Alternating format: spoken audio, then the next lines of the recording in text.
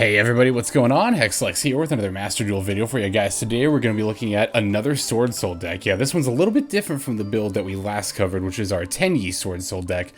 This is going to be more of a quote-unquote pure Swordsoul variant, although one can argue how pure it is with the inclusion of a Destiny Hero package, but I mean, pretty much everything's got a Destiny Hero package nowadays, right? So, yeah, this, like I said, this is the pure variant of Swordsouls. This is kind of similar to, like, Pure Zoo versus Tri-Zoo, not necessarily in how, like, the differences of playstyle, but more in the differences of the way the deck is built, right? Like, with Pure Tri-Brigade, we saw the dropping of, like, the Zodiac package in favor of more generic extra deck toolbox options, as well as more hand traps and disruption cards in the deck, so to speak. And we're seeing kind of a similar thing here with the Swordsoul deck, the pure Swordsoul variant.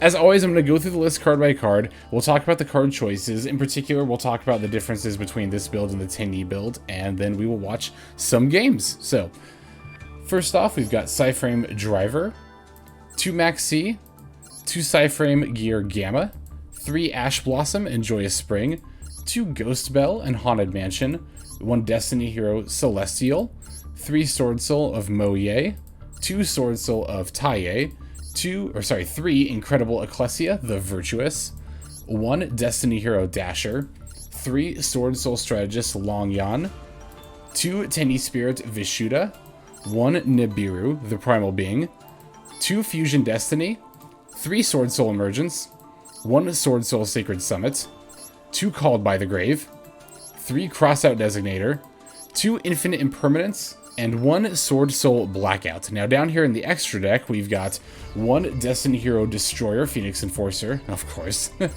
1 Yazi, Evil of the Yang-Zing, 1 Crimson Blader, 1 Baxia, Brightness of the Yang-Zing, 1 PSY-Frame Lord Omega, 1 Draco Berserker of the Tenyi, 1 Adamant Speeder Risen Dragite, 2 Swordsoul Grandmaster Chizao, 1 Baron de Fleur, 1 Swordsoul Supreme Sovereign Chang Ying, 1 number 41 Baguska the Terribly Tired Tapir, 1 Divine Arsenal Zeus Sky Thunder, 1 Monk of the Tenyi, and then finally 1 Predaplant Vert Anaconda.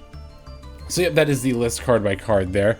As you can see, like I mentioned earlier, we have quite a few other toolboxy options in the extra deck, as well as some more like hand traps and disruption stuff here in the main deck. Particularly, one of the additions to this deck that we don't see in the Tenyi Swordsoul that I wouldn't actually mind running in that deck if I had the room is PSY-Framegear Gamma.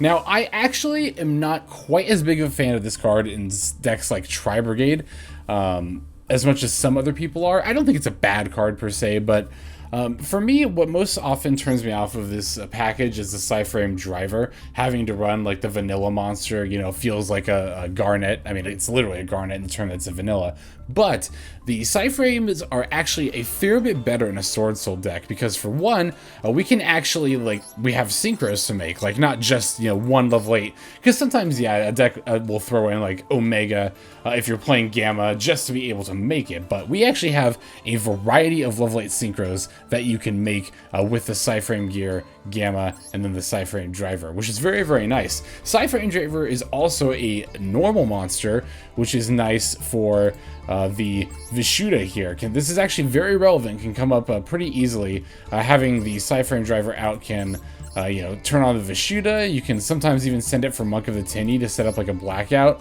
If you, I mean, that'd be kind of a weird line, but, or no, actually, this is a normal monster, it's a non-like Tenyi. Okay, never mind, forget I said that. But this is actually one of the reasons I kind of want to try this package in Tenyi Swordsoul, is because the PSY-Frame Driver is potentially a way to turn on the Tenyi package. Again, not one of the main reasons you would play it, but a nice side bonus.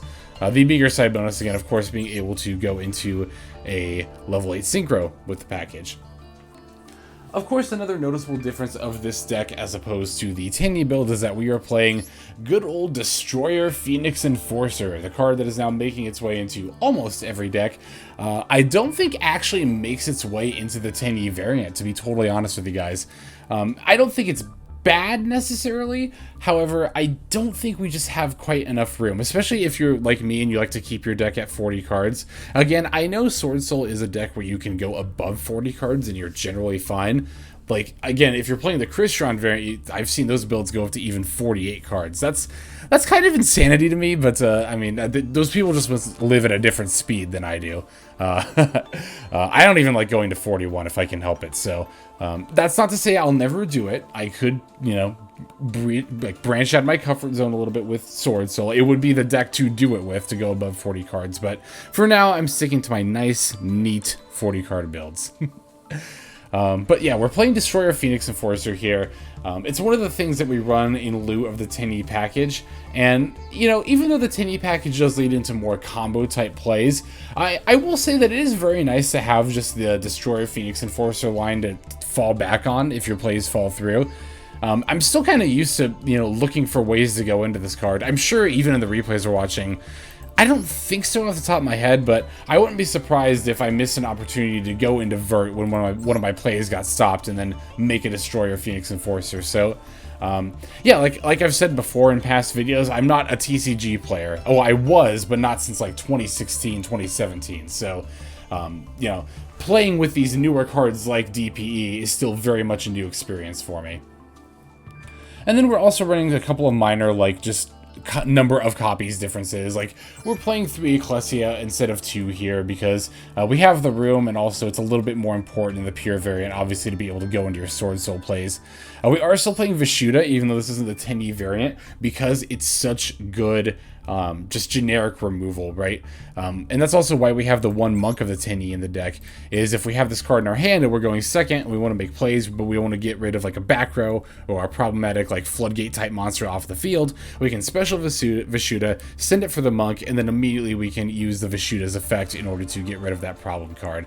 Again, this can also be turned on by PSY-Frame Driver, which I know in at least one of the games I do end up doing here in the games we're going to watch.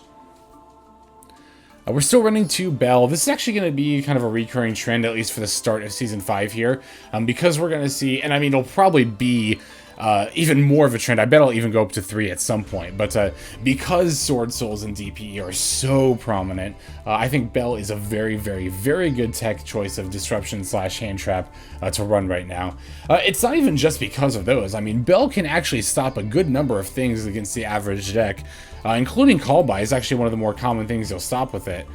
So she's not just like a hand trap, she's also like hand trap insurance too in that way, which is really, really nice. It's interesting. I'm realizing how much I underestimated this card. I always thought of Ghost Belle and Haunted Mansion as a very niche hand trap, but now, again, playing her in a format where she's more relevant in general is starting to make me realize how many other scenarios she was relevant in. So, yeah.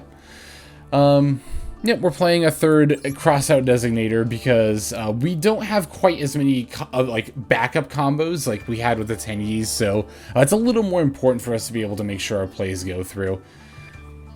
Now down here in the extra deck, we're not only seeing, of course, the DPE, but some other minor differences here. We're only playing 1 Baxia because we're not using it to combo as much. We're just using this more in this build as a disruption on turn 2. We can potentially combo with it still on turn 1, but it doesn't really happen quite as often because we're not playing the Chao Feng, because we're not playing Adhara. So again, this is more disruption as opposed to an actual combo piece in this build. Another noticeable difference another noticeable toolbox option that we're running is our Baguska, the terribly tired tapier. I don't know why, I just love saying that card's name that way. It's just but yeah, so we're playing this just as a neat little floodgate option. It's not like all the time, it's not even very common, but there are times where your plays get stopped and you end up with 2 level 4s on board. It's not uncommon.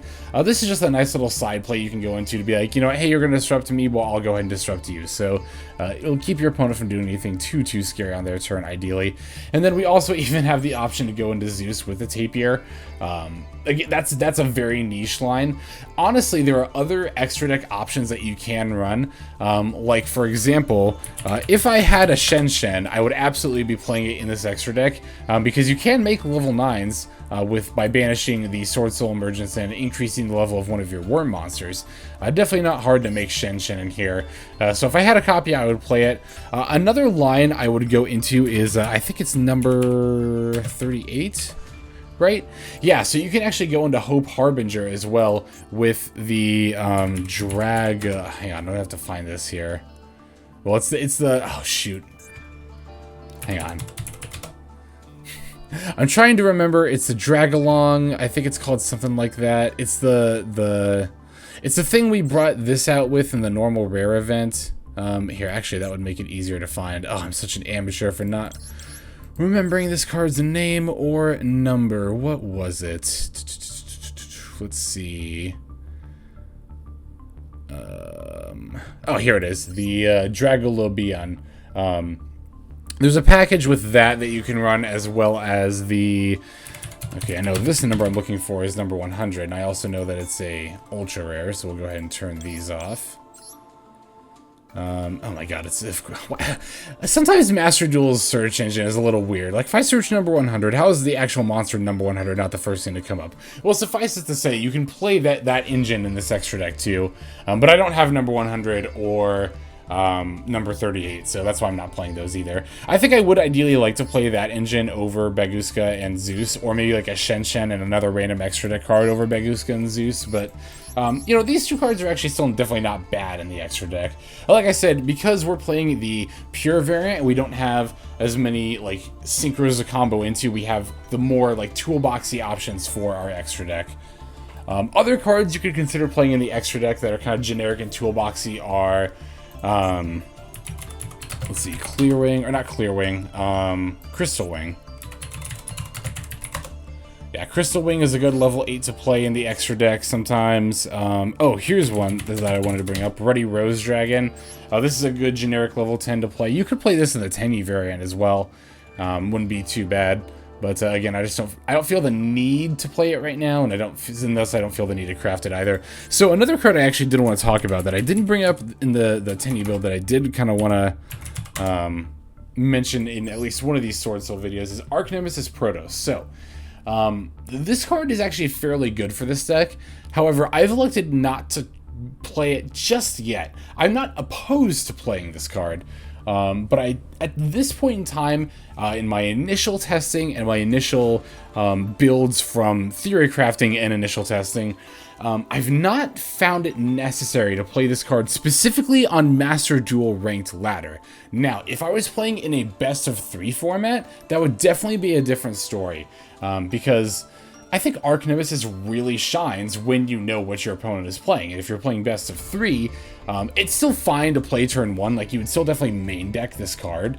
But it's more easy to play in general, including in your main deck, if you're playing in a best of 3 format. Because you know, at the very least, game 2, half of the games I'm playing, if not 2/3 of the games I'm playing, if we go to game 3, I'm going to know what my opponent is playing for sure.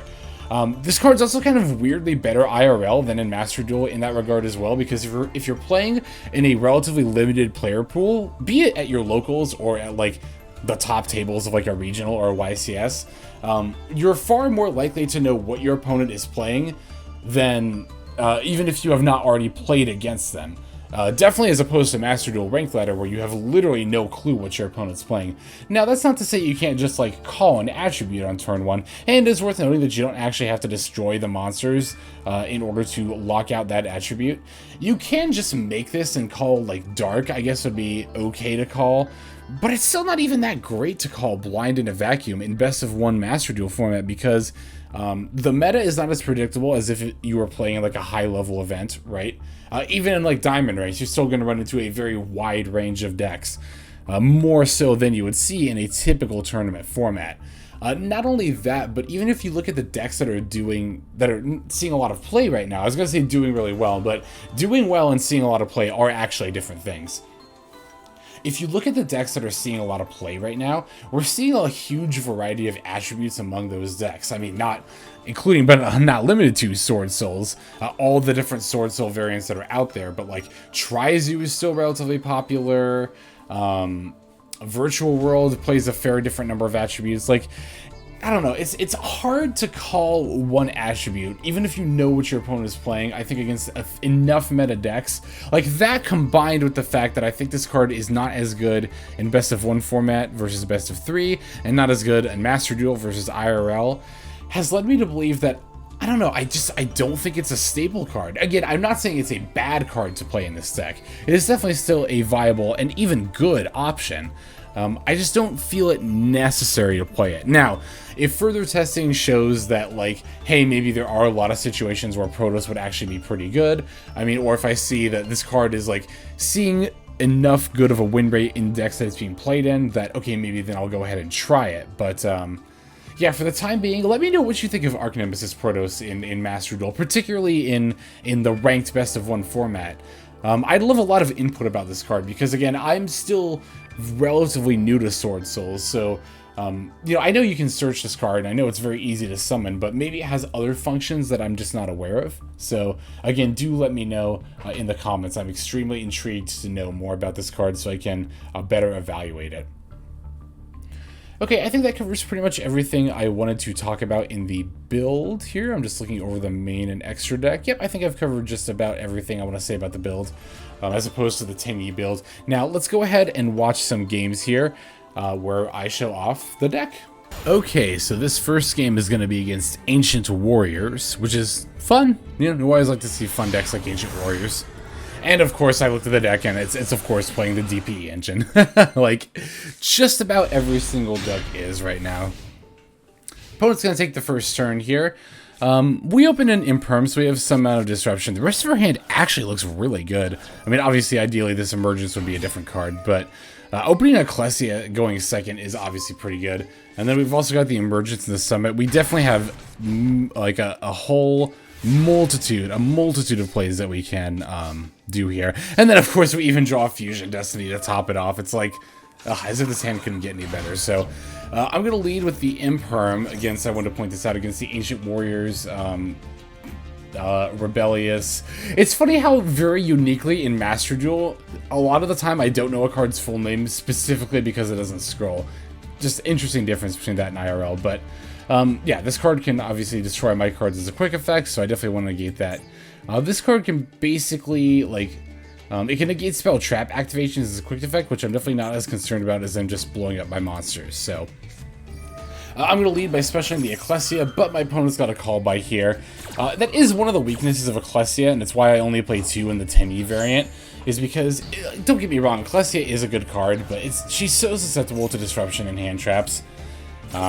Yeah, I'm going to lead with the Emergence here, and my opponent's going to get to negate with a spell trap, so, or with the Ancient Warrior Zwei. I'm sure I'm going to mispronounce that, so I just shouldn't even try. At the very least, though, we get to make our own DPE here, and I think this is actually the first DPE I've made.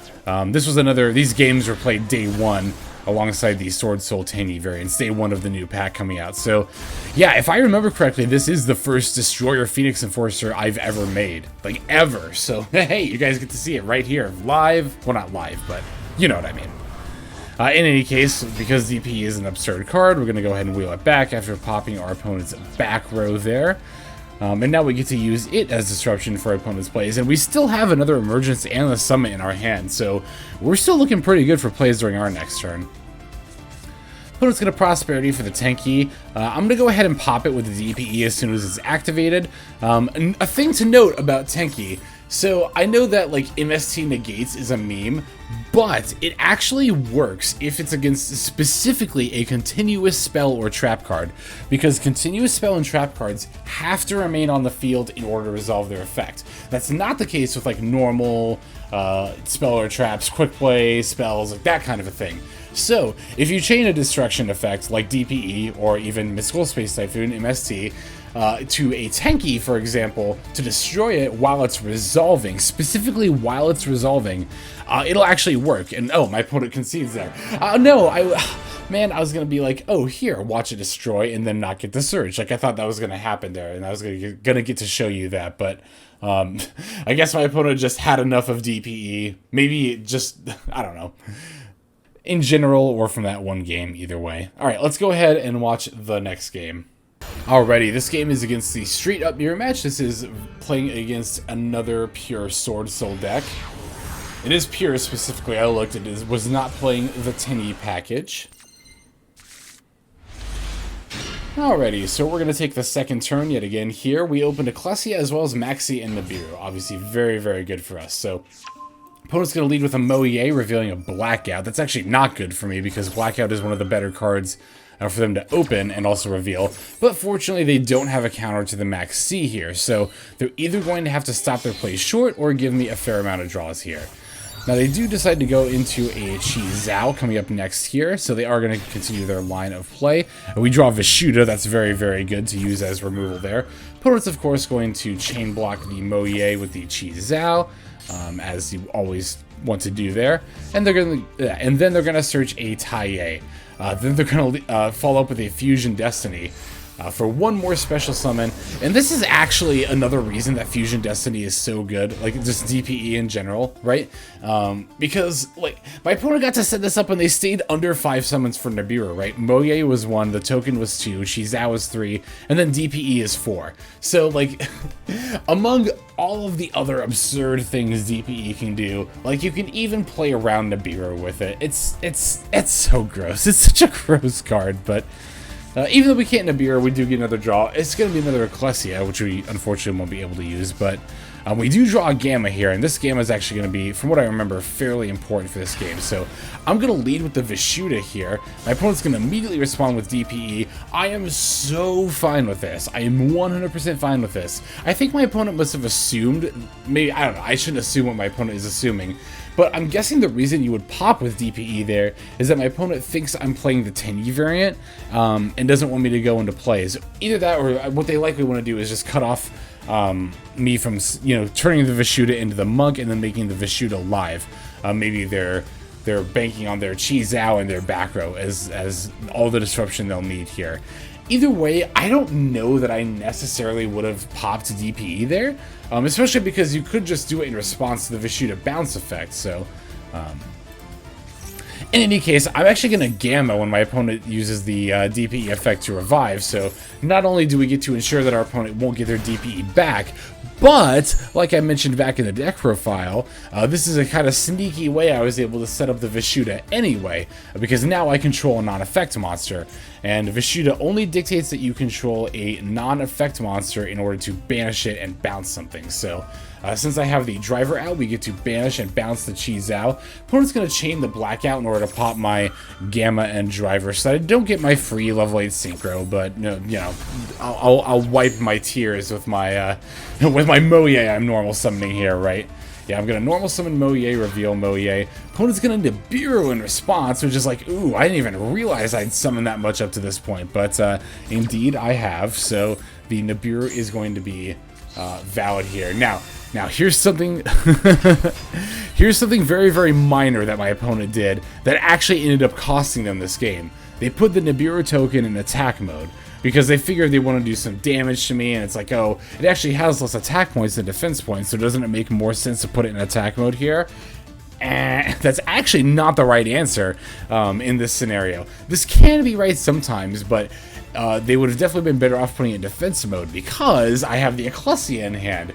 If they had put it in defense mode, I would have been forced to just end my turn here. But now, as you can see I've already done, I can move into the battle phase, run the token into the Nibiru, we'll just, I guess, watch that happen at this point, and then I can move into main phase 2 and special the Ecclesia because my opponent controls more monsters than me.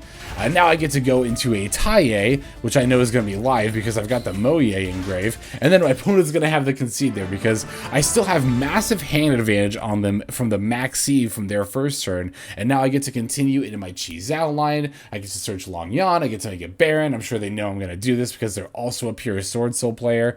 Let that be a lesson about Nibiruing too early, because really, if you think about it, I was going to go into Chi. If Chi can't stop Nibiru, I would have then searched I mean, granted, that would have made my token bigger, but at the same time, it would have like drawn out more of my stuff that I couldn't use then too later to come back during the turn. And as we saw, the opponent being able to run over a small token actually did not benefit them there. So let that kind of be a bit of an example of how to carefully think about your opponent's deck and what they can do when you're Nibiruing. Okay, let's go ahead and watch the next game. Okay, so this is a pretty interesting opponent. First of all, I love their name. Their name is just Make Me Mad. It's like, well, I mean, if you're playing against me, I'm playing a meta deck, so that's probably the case. And my opponent's deck is very interesting too. It's a pure Kaiju deck. And they're even playing like 3 Owner Seals and a Remove Brainwashing to take control of their Kaijus back. So, gotta love the dedication. Alright, so I'm going to take the first turn here. We open with Mo Ye and Longyuan, so that's pretty good. We even have a call by and a Belle for some insurance here. So, yep, we're going to go lead with the Mo Ye, go into the Chi Zhao, chain block as always. We draw the Vishuda, not really a great draw here, but yeah, you know, whatever, it is what it is. So, we're going to Longyuan, discard the Vishuda here in order to special our token as well, and then go into, of course, a Baron. Generally, the level 10 Sinker you're going to want to go into, especially on turn 1. If it's turn 2, sometimes it is just better to go into Cheng Ying, and then you can use Chi Zhao, negate an opponent's monster, and then start banishing their stuff. But Baron is still more often than not the better play. Opponent's going to immediately sack my Baron for the Kaiju here. They then activate a Prosperity. Of course, they're also playing the TPE engine, because literally everything is right now. Well, again, not everything, but just about everything. And they're going to add the Fusion Destiny. So, opponent activates the Fusion Destiny. Oh, this game! Yeah! I'm really excited to show this, because I get to show you how we get to just completely counter our opponent's DPE here. I'm so excited for this. My opponent's name is going to be very fitting as I go ahead and efficiently deal with the DPE in this scenario. So, we see here that the Destroyer Phoenix Enforcer's effect has dropped our Chi Zhao's effect to 24, or attack to 2400. This is very important to note, because it's going to come up a lot. But yes, unfortunately, Destroyer Phoenix Enforcer bumps our Chi Zhao down just enough to be able to attack over it and not even have to use its effect, so it's pretty annoying, to be honest. Now, here I'm actually going to flip Called By in response to the attack, and what I'm going to do here is I'm going to banish my opponent's Destiny Hero Celestial. And I'm not just looking to prevent my opponent from drawing cards later. By doing so, we remove a hero card from our opponent's graveyard, and that's going to cause my Greymaster to gain 200 of its attack back. So now my Chi Zhao is 100 attack points higher, which, as you can see, has now forced my opponent to use their DPE's effect. But remember, I have not used my Chi Zhao's effect this turn, so now I can negate the DPE and prevent it from destroying my Chi Zhao. But we're not done. We're not done countering our opponent's DPE just yet. As it goes to the graveyard, or rather as it gets destroyed by battle and then goes to the graveyard, the effect is going to activate, and this is where Ghost Belle comes in. This is one of the many reasons I've elected to add Ghost Belle to my hand trap / disruption repertoire, is because Ghost Belle can negate the DPE effect that would cause it to bring itself back during the next standby phase. So, not only have we completely shut down our opponent's DPE, countering our board, we get to keep both of the Chi Zhao and the Kaiju they gave us, but now we've even prevented them from bringing it back to disrupt us again during our turn. So, that's really nice. Again, I really wanted to show this game off because it's just the perfect showcase of showing how, like, if we build our decks properly, Destroyer Phoenix Enforcer doesn't have to be such a scary thing. Now, again, you may argue, like, oh, well, you had the perfect setup to counter it, but, like, really, what was the perfect setup? Chi Zhao, which we go into all the time anyway, and then Called By and Belle. I mean, yeah, those are 2 specific cards from your deck, but they're very generic cards. They're not hard to play here, so we're going to normal summon our Ecclesia and then go into the Mo Ye, revealing our Emergence in order to make a token. And since we have a token, I can go ahead and use Vishuda to bounce the back row. I think I might have erroneously stated at one point that Vishuda bounces face-up cards. No, Vishuda can actually bounce any card on the field. I'm pretty sure I said that either in the Swordsoul Basics video or my last deck profile, so apologies for that confusion there. But no, yeah, you can even bounce face-down back rows, or like face-down cards in general against, or with Vishuda. It's so nice. But, yep, I think we've made our opponent officially mad. Alright, let's go ahead and move on to the next game. Alrighty, next game we're going to watch here is against a 60-card Shaddoll variant. I've kind of been thinking about building a 60-card deck one of these days. They seem like fun. The problem is that by nature of them, you know, their existence, they require extra materials to make stuff with. But anyway, we take the first turn here, and oh, look at this hand. This hand is amazing. We're going to lead with Ecclesia into Mo Ye, and we've got the Emergence and the Blackout. We've even got the Ashen, well, not really the Gamma anymore, but we did have the Gamma for backup if our opponent had a hand trap for the Ecclesia. That is another reason, Gamma, rather, is another reason why I'm more comfortable playing 3 Ecclesia in this deck, is because we have more insurance between not only the Gammas, but also the third Crossout in order to make sure that she resolves. So I'm going to go ahead and add a Taia here, because we actually, I believe... Oh, no, sorry, we don't have access to the Sacred Summit, so we don't have the 3-card combo here. The 3-card combo being like any 3-card combination of Mo Ye, Taia, Longyuan, Emergence, and Summit, to make an extra level 8 synchro in addition to Chi Zhao and Baron. So, we still get to set the back row, or the Blackout in the back row, rather, as well as setting up our Chi Zhao and Baron, and then we've got an Ashe for next turn, and a Gamma if things really go bad. So I Ashe the terraforming here. I usually do this because, I don't know, it's too easy for opponents to be playing Numeron, and then, you know, to then search a network, and then it's like, oh, yeah, okay, now we can't, now our opponent just wins. So, okay, my opponent activated an Invocation here, right? I want to talk about this. My opponent activates an Invocation. I really thought long and hard about whether I should negate this Invocation with Baron. And I thought about it, and then I came to the realization, wait, my opponent didn't Alistair for this Invocation. This Invocation is pretty much just a poly. So they're going to use 2 resources from their hand, right? So at that point, I was like, you know what? I'm going to let this Invocation resolve, because 1, the activation of the Invocation at this point feels like a bait. It feels like a bait for my Barons to want to negate it. And 2, even if my opponent succeeds in the Fusion Summon, I can just negate whatever they Fusion Summon with either Chi Zhao and or Baron, and if it really is stronger and I have to run it over, well, I've got the Blackout as well. So, yeah, I'm not feeling particularly threatened by this Invocation. I think it's really easy, and I actually almost did it. I think it's really easy to just snap and negate this Invocation with Baron, like, immediately without really thinking about it. But, again, I stopped and I paused here, and I considered my opponent's scenario versus what I had, and I was like, you know what? This Invocation, totally fine. And as you can see, our opponent's going to resolve a window here, which is not really too threatening to our board right now. So, again, same thing with the Hedgehog effect. I was like, you know what? I don't really think any one thing they add is going to be too threatening. So, okay, now here's where things got admittedly a little bit scary. Is when they normal summon this Wendy and activated Super Poly. I was like, oh no. Oh no, they're going to fuse with my Grandmaster. Oh no. Well, no, not my Grandmaster, my Baron. But then I realized, like, oh, they probably don't run the Wind. Well, no, they do run the Wind one. Acapuln, right? Isn't that the Wind Shadal? I got a little panicked here, to be honest. But fortunately for me, my opponent fused with my Chi Zhao instead. So they went into Construct. And like I mentioned earlier, or as we've seen throughout the course of this game, I've not used my Baron's effect yet. I've been waiting until it's something that I feel is sufficiently worth negating. And now that my opponent's got no other cards in hand, yeah, this Construct's definitely worth negating. So I'm going to go ahead and negate and destroy this here. Just go ahead and deal with that, and then now we don't have to worry about it. So, yep, now all our opponent is left with is a Winda. Which, again, if I had negated the Invocation, I'm trying to think what else they would have had in hand at that point. It would have been Windy and Super Poly, which I guess would have still been two...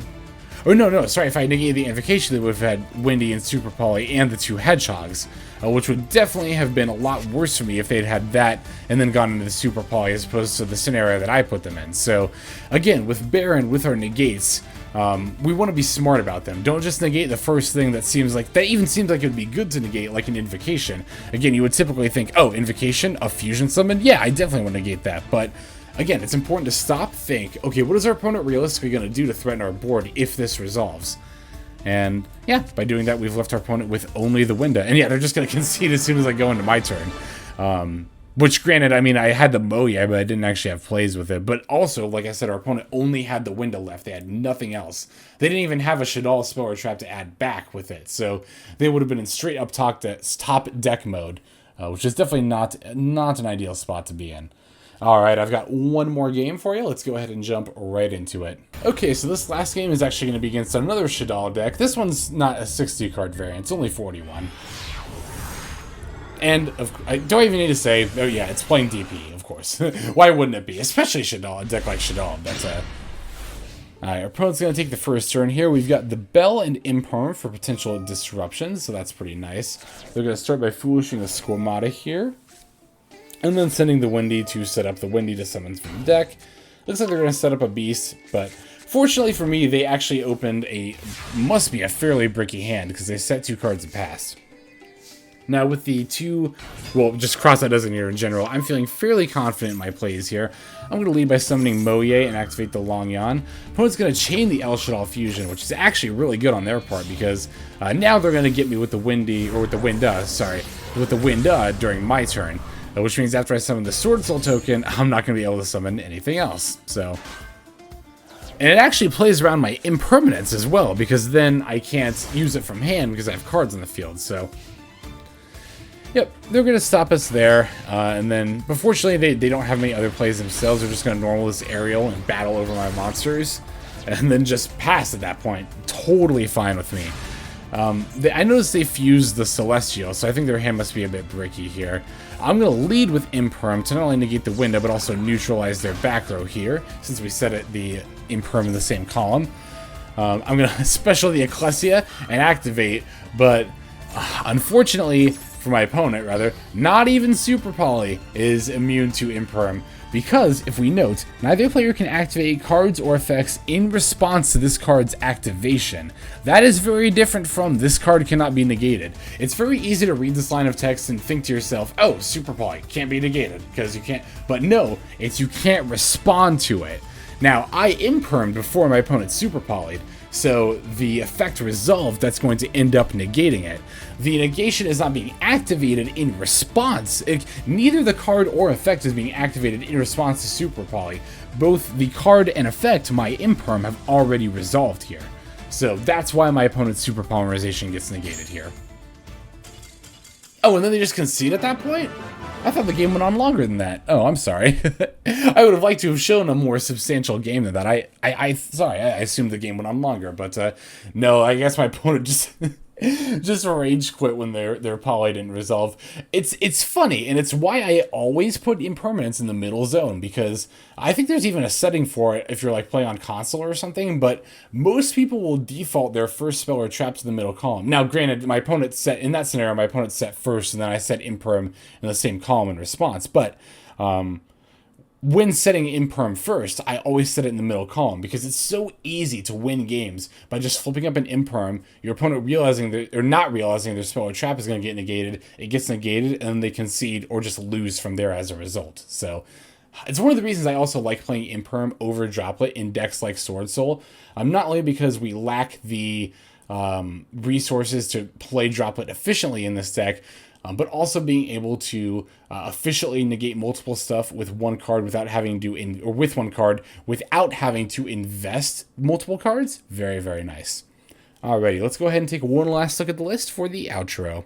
Alright, I want to thank everybody, as always, for watching, especially until the very end like this. I know you guys were really, really waiting for these Swordsoul deck profiles, so I appreciate your patience in those. Rest assured, there is far more Swordsoul content along the way. I do plan on releasing a Swordsoul Tenyi combo guide, and in addition to that, we will be recording some live footage with the Swordsoul deck as well. Probably the Tenyi variant. That's not to say I'll never play pure Swordsouls again, but I personally think the Tenyi variant is a little better, and I'm also a little bit more interested in playing it because of the additional combo lines. I just think it's a little bit more interesting, so yes, we will see plenty of Tenyi Swordsoul, but again, I might come back to pure Swordsoul if I decide to try it out again, or if there's demand for it, or if I think it's a better meta call, then it's still a possibility. And of course, we've not just become, I know it's kind of seemed, especially over the past few days, maybe like we're only a Swordsoul channel now. No, I definitely intend to show off more deck profiles coming up here in the next few days. We'll be seeing updates to Trizu, Prank Kids, Phantom Knights is currently my plan to do those. I'd also like to build Punk at some point, because I pulled pretty much all of the Punk cards, so that was pretty nice.